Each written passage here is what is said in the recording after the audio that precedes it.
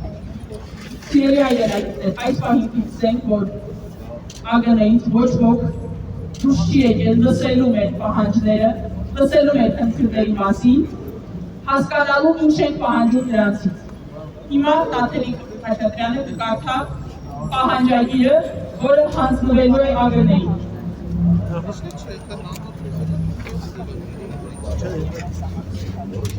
Ինչ խոսափողներով, տարբեր իրենց սիրելի հրապարակներով ասում են, թե ինչքան են սիրում իրենց արտաքսի քույրերի և եղբայրներին, թե ինչպես են պայքարում վերջիններիս իրավունքների համար, մենք ունենք մի պատկեր, երբ որ մարդիկ հավաքվել են հստակ պահանջներով և չկա գոնե մեկ պաշտոնյա,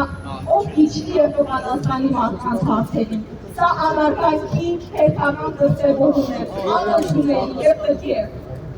Ես ամեն դեպքում կբարձրաձայնեմ մեր պահանջները, որոնք ինչպես հասկանում ենք, լսելի չեն այս իշխանությունների համար, բայց այնուամենայնիվ մենք այս պահանջների հետևից եկել ենք և մենք այս պահանջների հետևից մինչև վերջ չենք գնալու։ Մենք պահանջում ենք Հայաստանի Հանրապետության կառավարությունից, իդեպս արտգործնախարարության ձեռնարկել մի շարք կոնկրետ միջոցներ Արցախի ժողովրդի իրավունքների պաշտպանության նպատակով։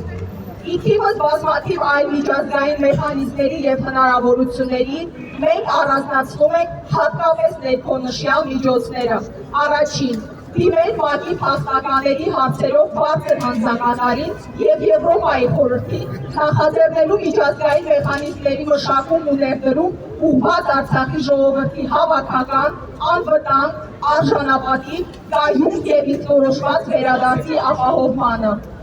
Երկրորդ, դիմել ԵԱՀԿ Մինսկի խմբին իր միջազգային մանդատի շրջանակներում մեկնարկելու Ղարաբաղյան հակամարտության խաղաղ և արդարացի կարգավորման ուղղված միջազգային գործընթաց և ապահովելու Արցախի ժողովրդի վերոնշյալ պայմաններով վերադարձ իր հայրենիք։ Դիմել ՄԱԿ-ին, ԵԱՀԿ-ին, ԵԽ-ի մասնագիտացված կառույցներին և Բաքվում դեսպանություն ունեցող պետություններին հայերի շինծ ու դատավարությունների ընթացքում միջազգային դիտորդների ներկայությունն ապահովելու համար։ Չորրորդ, դիմել որևէ չեզոք և պատրաստական երկրի, օրինակ Շվեյցարիային, խնդրելով Բաքվում գտնվող իրենց դեսպանությունում ստեղծել հայկական շահերի բաժին և ապահովել հայ գերիների համար հյուպատոսական ծառայության հասանելիությունը։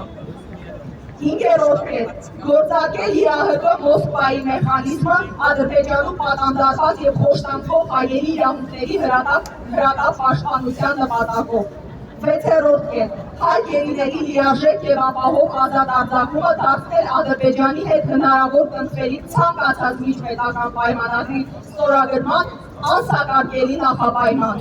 Յոթերորդ, թարմացնել Միեդուն և ՄԱԿ-ի արդարադատության միջազգային դատարանում ներկայացված միջպետական գանգատները, ներկայացնելով գերիների խոշտանգումների, բռնազավթված Արցախում մշակութային ժառանգության և մասնավոր ու հանրային սեփականության ոչնչացման ու յուրացման նոր փաստերը։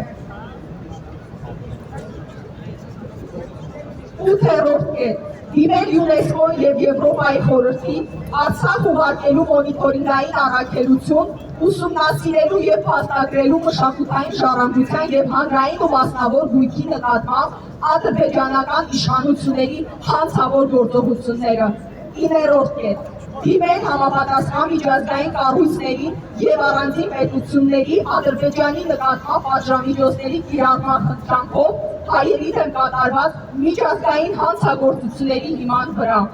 10-րդ կետ, ապահովել Հայաստանի և կամ գործընկեր պետությունների կողմից միջազգային քրեական դատարան պետական դիմումների ներկայացումը Արցախի ժողովրդի բռնի տեղահանման և այլ միջազգային հանցագործությունների հետաքննմանն ու պատժման խնդրանքով։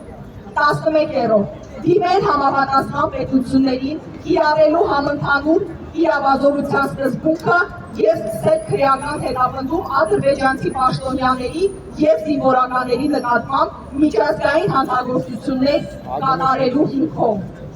Արցախցիների իրավունքների պաշտպանության խորհուրդ։